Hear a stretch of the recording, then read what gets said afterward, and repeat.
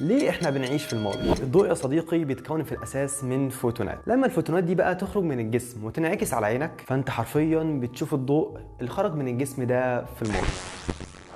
تخيل معايا ان في واحد واقف فوق برج خليفه ورمى عليك حبايه رز. عبال ما الحبايه دي توصل لك تحت، ممكن يكون الشخص ده دخل جوه وبيعمل اي حاجه تانية. وهي دي نفس الطريقه اللي احنا بنشوف بيها الضوء. لو انت بصيت على الشمس اللي الفوتون بتاعها بيوصل لنا في خلال 8 دقائق، فده معناه انك حرفيا كده بتشوف الشمس في الماضي، لان الفوتون اللي وصل لك دلوقتي بيمثل حبايه الرز اللي الشمس رمتها عليك من 8 دقائق. ومش عايز اصدمك، بس نفس المبدا ده بينطبق حتى في تعاملاتنا الحياتيه، لان انت لو بتبص على حد دلوقتي فانت حرفيا بتشوف هيئته في الماضي باجزاء قليله جدا من الثانيه، وده على عكس الشمس اللي فرق الزمني عنها بيكون 8 دقائق كامله، وده لان هي بعيده جدا عننا، وكل ما بعدت اكتر زاد الفرق الزمني اكتر واكتر. ودلوقتي المفروض تكون فهمت